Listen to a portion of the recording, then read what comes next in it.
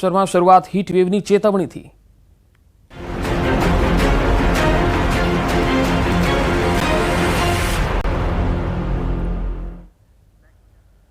ગુજરાતવાસીઓ આ અઠવાડિયું તપાવી દેશે। હવામાન નિષ્ણાત અથ્રેયા શેટ્ટીની આગાહી છે। ઉનાળાની શરૂઆતમાં જ આકરો બન્યો છે। ઉનાળાની ગુજરાતમાં એન્ટ્રી સાથે જ હીટવેવની ચેતવણી અપાઈ છે।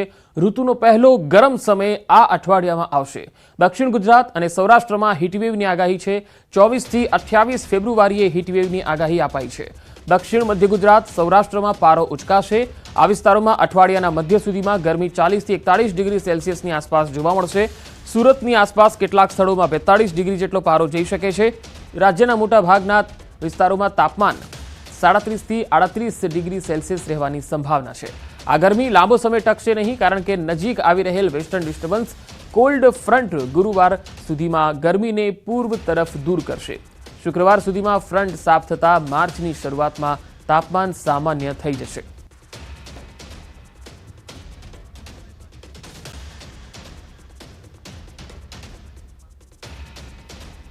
તો આપણી સાથે અથ્રેયા શેટ્ટી છે, આગાહીકાર, એમની સાથે વાતચીત કરીએ। સૌથી પહેલા આપનું સ્વાગત છે। શરૂઆત અત્યારથી જ હીટવેવની આગાહી આ જરા સમજાતું નથી। હાલ હવામાનની જે સ્થિતિ છે એ જરા સ્પષ્ટ કરશો। हाँ जी, तो मैं हिंदी में बोलूंगा अगर चलेगा तो। जी बिल्कुल। हाँ, तो अभी जो जो अपना जो हवामान का जो पैटर्न है उसके हिसाब से अभी पूर्वी और पूर्वोत्तर से गर्म हवाएं आने वाली है ये पूरे हफ्ते में। उसकी वजह से अभी जो दक्षिण गुजरात के इलाके हैं, खास करके सूरत, वलसाड, नवसारी, बड़ौदा और सौराष्ट्र के जो मध्य इलाके हैं जैसे कि राजकोट हो गया, जूनागढ़ हो गया, इन इलाकों में अभी गर्मी अगले 3-4 दिन में बढ़ने वाली है। और फिर ये अभी धीरे धीरे आज और कल में 37-38 डिग्री तक पहुंच सकता है।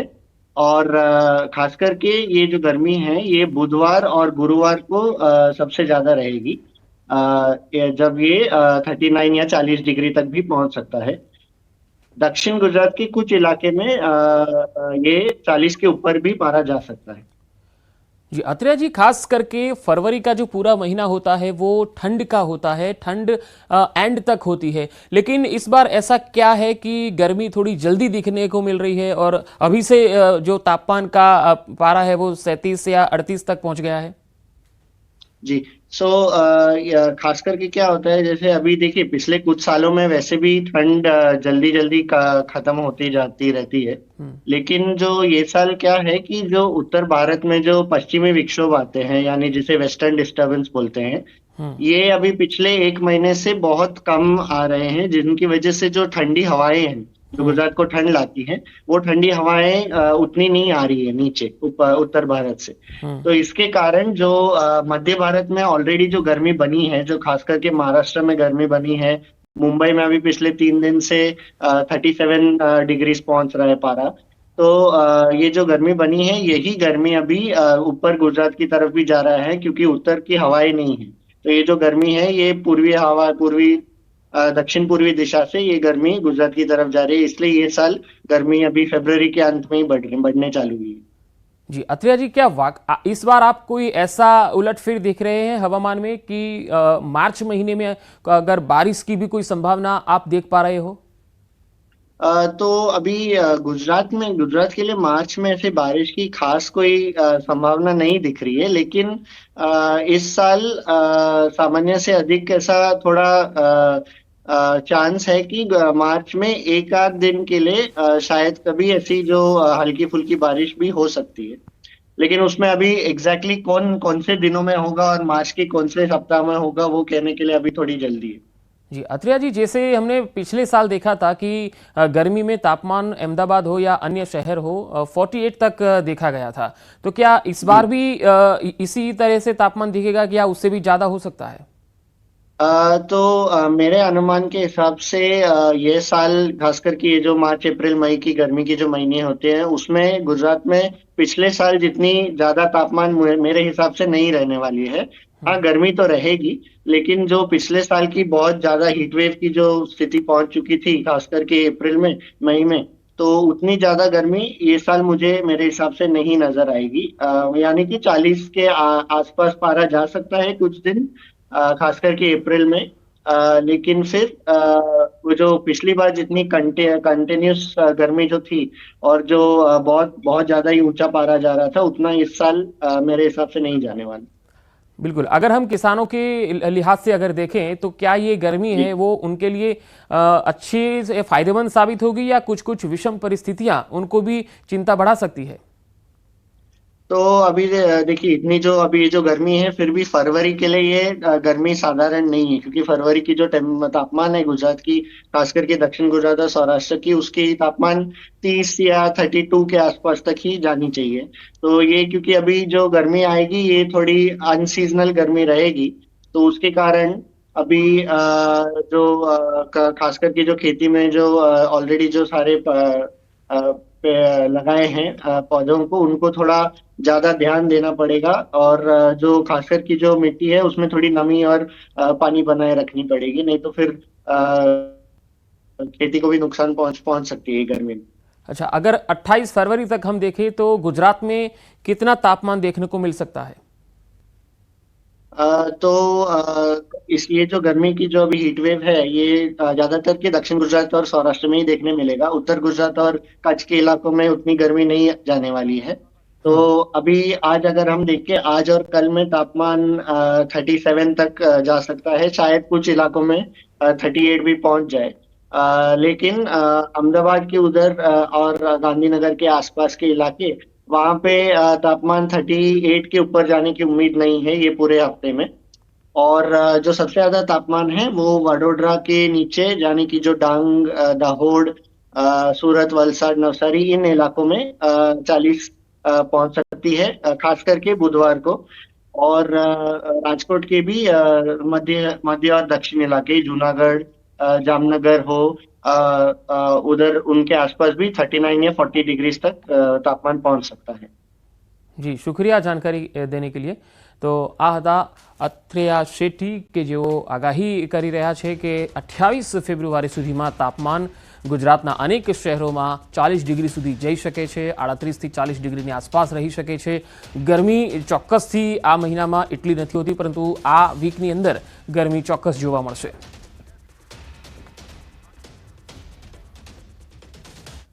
અને હવે વાત રફતારના કહેરની।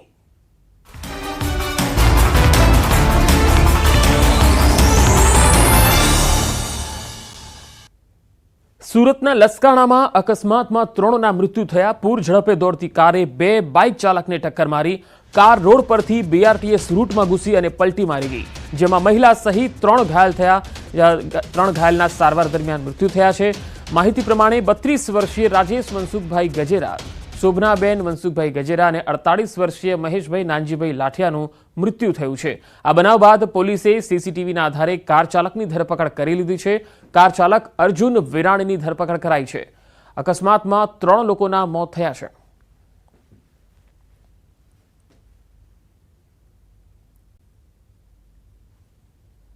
બેન અને ભાઈ બંને વરાસા જવા નીકળ્યા હતા અને વચમાં લસકાના પોલીસ ચોકી પાસે એમનું એક્સિડન્ટ થયું છે અને અહીંથી ફોર વ્હીલે બહુ ફાસ્ટમાં આવતો હતો અને ફોર વ્હીલે ટક્કર મારીને એને બંનેને ઈજા પહોંચાડી છે। અને મારી માંગ એવી છે કે ભાઈ એની કડકમાં કડક સજા થાય। બેફામ રફતારનો કહેર જોવા મળી રહ્યો છે અને ઝડપની મજા નિર્દોષોને સજા આપી રહી છે। આખરે ક્યારે તેના પર લગામ આવશે? બેફામ રફતાર પર બ્રેક ક્યારે લાગશે? રાજ્યમાં 5 દિવસમાં અકસ્માતમાં કુલ 21 લોકોએ જીવ ગુમાવ્યા। 24 કલાકમાં અકસ્માતમાં 12 લોકોના મૃત્યુ થયા। સુરેન્દ્રનગરમાં 5 દિવસમાં અકસ્માતમાં 8 લોકો મોતને ભેટ્યા। વાપીમાં હિટ એન્ડ રનમાં 1નું મૃત્યુ થયું। સુરતમાં અકસ્માતમાં 3 લોકોના મૃત્યુ થયા। અલગ અલગ 8 તસવીરોમાં તમે જોઈ શકો છો કે 24 કલાકમાં 12 લોકો મૃત્યુને ભેટ્યા છે।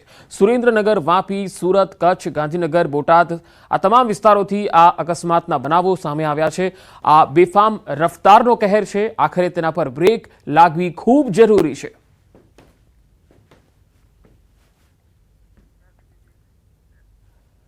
સુરતમાં વધુ એક જોખમી સ્ટન્ટનો વિડીયો વાયરલ થયો. ઉમરપાડાના બિલવણ ગામ નજીકનો આ વિડીયો છે. સ્કૂલ નજીક જોખમી સ્ટન્ટનો આ વિડીયો વાયરલ થઈ રહ્યો છે. ગ્રામ્ય વિસ્તારમાં બાઇક રાઇડર્સની પોલીસને ખુલ્લી ચેલેન્જ. બિલવણ ગામની સ્કૂલ નજીકનો આ વિડીયો હોવાનું પ્રાથમિક અનુમાન છે. સ્ટન્ટ દરમિયાન રસ્તા પરથી પસાર થતા લોકો સાથે કોઈ દુર્ઘટના ઘટે તો જવાબદાર કોણ? તો જોખમી સ્ટન્ટ અમે બે અલગ અલગ તસવીરો આપને બતાવી રહ્યા છીએ. એક તરફ સુરતમાં ઉમરપાડામાં એક યુવક છે, એ જોખમી સ્ટન્ટ બાઇક પર કરતો દેખાઈ રહ્યો છે, અને જોખમી સ્ટન્ટના બીજા એક દ્રશ્યો પણ તમે દ્વારકાથી જોઈ શકો છો, જે ગઈકાલના વાયરલ થયેલા છે. અને આ બંને તસવીરોમાં જોઈ શકાય છે કે આ લોકોને નિર્દોષોના જીવની કોઈ પરવા નથી અને રોડ પર આ રીતે સ્ટન્ટ કરી રહ્યા છે. સુરતમાં પોલીસ સાથે બબાલનો એક વિડીયો વાયરલ થયો. ટ્રાફિક પીઆઈ સાથે બબાલનો વિડીયો વાયરલ થયો. દિલ્હી ગેટ પોલીસ ચોકી નજીકનો આ બનાવ. ઓન ડ્યુટી પોલીસ ઇન્સ્પેક્ટર સાથે બબાલ કરી. વર્દીમાં હોવા છતાં લોકોએ ગાળાગાળી કરી હતી. તો ટ્રાફિક પીઆઈ સાથે બબાલનો જે વિડીયો છે એ વાયરલ થઈ રહ્યો છે. દિલ્હી ગેટ પોલીસ ચોકી નજીકનો આ બનાવ. ઓન ડ્યુટી પોલીસ ઇન્સ્પેક્ટર સાથે બબાલ કરી. વર્દીમાં હોવા છતાં લોકોએ ગાળાગાળી કરી હતી. તો સુરતમાં પોલીસ સાથે બબાલનો એક વિડીયો વાયરલ થઈ રહ્યો છે. વધુ માહિતી મેળવીએ. સુરતથી સંવાદદાતા કીર્તેશ પટેલ જોડાયા છે. કીર્તેશ, આ બબાલ કયા મુદ્દાને લઈને હતી? મામલો શું હતો? પંકજ, બિલકુલ ગુજરાત સરકારના આદેશ બાદ હેલ્મેટના કડકપણે અમલને લઈને સુરત ટ્રાફિક પોલીસ કામગીરી કરતી હોય છે.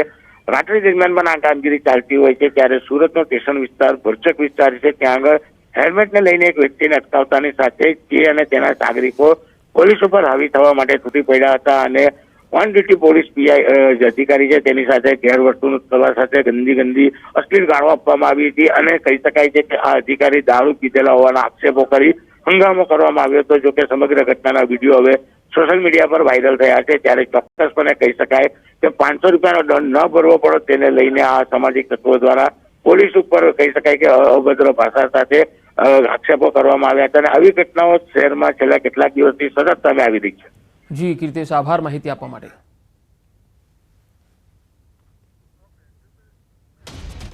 ગાંધીનગર ખાતે વીસીઈ કર્મચારીઓ સત્યાગ્રહ છાવણી ખાતે ધરણા પર ઉતર્યા છે. પોતાની પડતર માંગ સાથે તેઓ પહોંચ્યા છે. સત્યાગ્રહ છાવણી અહીંયા પોતાની પડતર માંગને લઈને તેઓ બુલંદ અવાજ બનાવી રહ્યા છે. છેલ્લા 8 વર્ષથી કર્મચારીઓના પડતર પ્રશ્નોનો નિકાલ નથી આવી રહ્યો, જેના કારણે આંદોલનના માર્ગે પહોંચ્યા છે વીસીઈ કર્મચારીઓ. વીસીઈને પગારના બદલે અપાઈ રહ્યું છે કમિશન, કાયમી પગાર, સરકારી લાભ, કોરોનામાં મૃત્યુ પામેલાઓને વળતર સહિતના મુદ્દાઓની માગણી છે. દેખાવકારોની પોલીસે અટકાયત કરી હતી.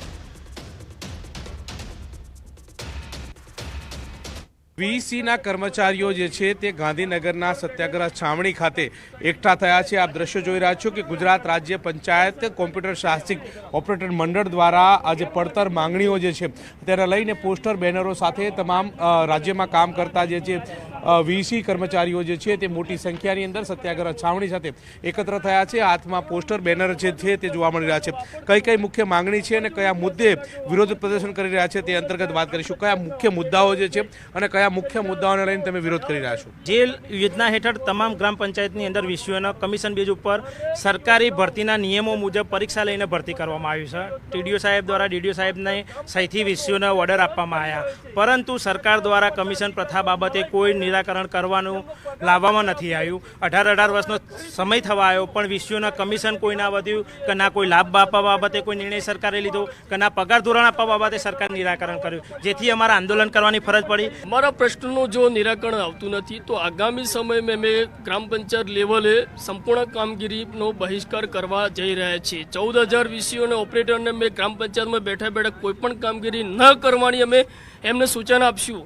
પણ અમને થોડોક વિશ્વાસ એવું લાગે છે કે સરકાર શ્રી કંઈક અમારા માટે નિરાકરણ લાવશે. છેલ્લા 8 વર્ષથી સતત સચિવાલયમાં અમે રજૂઆત કરતા આવ્યા છીએ. હજારો આવેદનપત્રો, હજારો લેટરો અમારા વીસીના હોદ્દેદારોએ આપ્યા છે અને 14,000 વીસીઓએ પણ આવેદન આપ્યા છે.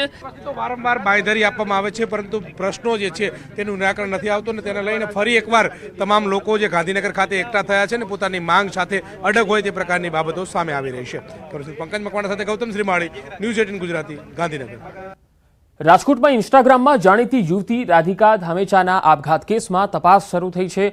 તોફાની રાધા નામે સોશિયલ મીડિયામાં જાણીતી હતી રાધિકા. યુનિવર્સિટી પોલીસે મૃતકના પિતાનું નિવેદન લીધું. રાધિકા થોડા દિવસો પહેલા મિત્રો સાથે ગોવા ફરવા ગઈ હતી. ગોવાથી પરત આવ્યા બાદ ગુમસુમ રહેતી હોવાનું પિતાએ નિવેદન આપ્યું. પોલીસ હવે રાધિકાના નજીકના મિત્રોની પૂછપરછ કરશે. હજુ સુધી આપઘાત પાછળનું કારણ સામે નથી આવ્યું. આપઘાત પાછળનું કારણ સામે આવ્યા બાદ પોલીસ ફરિયાદ નોંધે તેવી શક્યતા છે.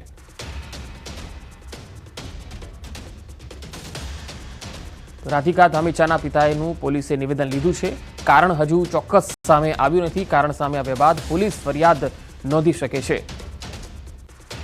વધુ માહિતી મેળવી રાજકોટથી સંવાદદાતા અંકિત પોપટ જોડાયા છે.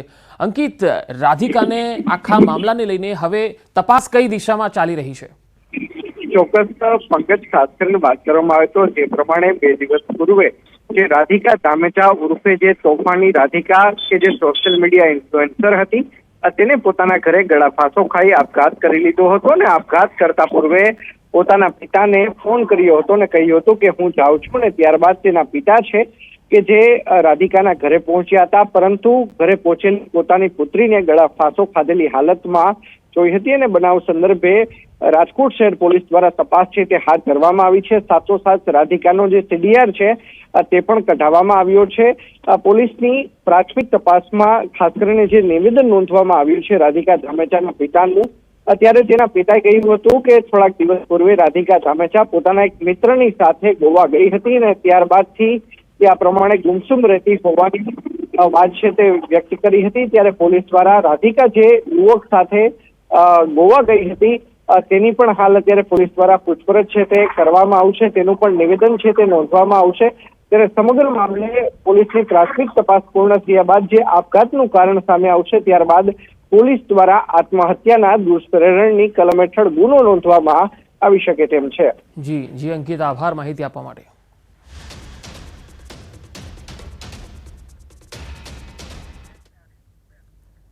રાજ્યના વધુ સમાચારો પર નજર કરીશું. હાલ રોકાઈશું એક વિરામ માટે.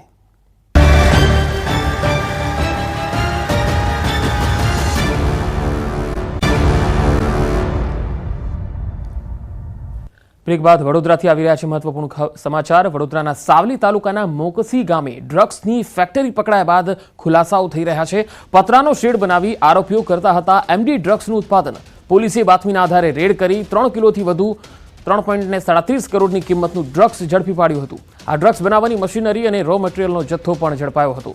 પોલીસે મોકસીના જગદીશ મહિડા અને ગોરવાના પ્રેમચંદ કુમાર મહતોની ધરપકડ કરી તપાસમાં અન્ય લોકોના નામ સામે આવતા 3 શખ્સોને ફરાર જાહેર કરાયા છે. કેટલા સમયથી તેઓ ઉત્પાદન કરતા હતા અને મુખ્ય સૂત્રધાર કોણ એ દિશામાં હવે તપાસ ચાલી રહી છે.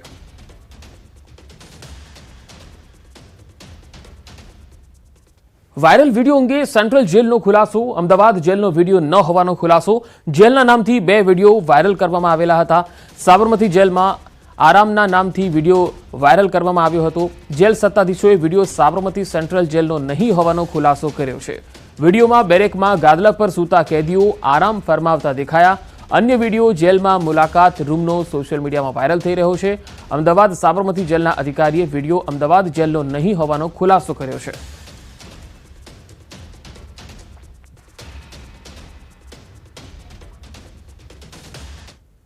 છોટાઉદેપુરના નસવાડી તાલુકાના લોકો ઉનાળાની શરૂઆતમાં જ ચિંતામાં મુકાયા છે. કારણ કે સરકાર દ્વારા 83 કરોડની પાણીને લઈ યોજના તો મંજૂર કરાઈ, પરંતુ 4 વર્ષ પછી પણ આ યોજનાની કામગીરી અધૂરી છે, જેથી ઉનાળામાં 72 ગામના લોકોની સ્થિતિ કફોડી બને તેવી ભીતિ છે. આ અંગે સ્થાનિકો અને સરપંચોએ જણાવ્યું છે કે અહીં કોઈ અધિકારી ફરકતું નથી. હજુ અડધી કામગીરી બાકી છે. અહીં ડુંગરાવાળી જમીન છે. કામગીરી પૂરી થઈ જશે તો પણ 4-5 મહિના પાણી આવશે, પણ ચોમાસા પછી પાણીની લાઈનો ધોવાઈ જશે, એટલે સમસ્યા ઠેરની ઠેર રહેશે. પરંતુ જો અહીં નદીની કોતરો આવેલી છે તેમાં પાણી ઠાલવવામાં આવશે તો ચોક્કસપણે જમીનના તળ પણ ઊંચા આવશે. લોકોની પાણીની સમસ્યાનો હલ થશે. નસવાડી તાલુકાનો અંતરિયાળ વિસ્તાર ડુંગર વિસ્તારનો છે. એ અમારા લગભગ 72 જેટલા ગામો આવેલા છે.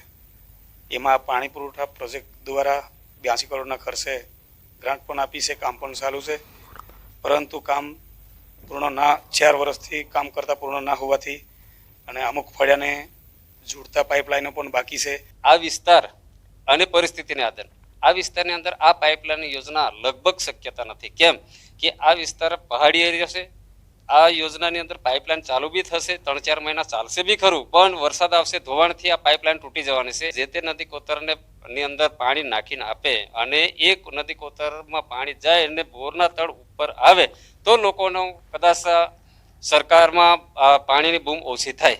કેટલા મોથે છે પણ હજી પાણી જ નહીં ચાલુ કર્યું, કોઈ અધિકારી બી નહીં આવતા, કશું જ નહીં. અમે સરપંચ હો કહીએ, રજૂઆત કરીએ પણ સરપંચ હો કઈ સાંભળતા નથી. અમારે કઈ બીજું કઈ કશું જ નહીં. રોડનું વ્યવસ્થા હોવું જોઈએ અને પાણીનું વ્યવસ્થા હોવું જોઈએ. અને હવે વાત શિવરાત્રીની.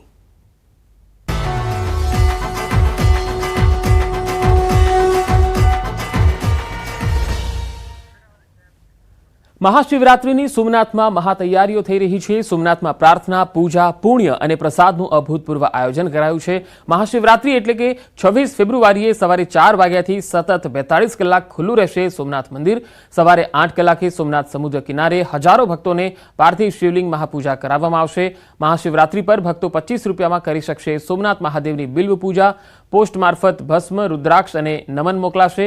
મોટી સંખ્યામાં આવતા ભક્તોને દર્શન તેમજ ગંગાજળ અભિષેકનો લાભ મળે તે માટે સવારે 8 થી 11 અને સાંજે 1 થી 5 વાગ્યા સુધી વિશેષ પાત્ર સાથે ગંગાજળ અભિષેક વ્યવસ્થા કરાશે. સંકીર્તન ભવન ખાતે ભક્તોની પ્રિય ધ્વજા પૂજા માટે વિશેષ વ્યવસ્થા કરાશે. જ્યારે સોમેશ્વર મહાપૂજાના બમણા સ્લોટથી ભક્તોને મળશે પૂજાનો લાભ.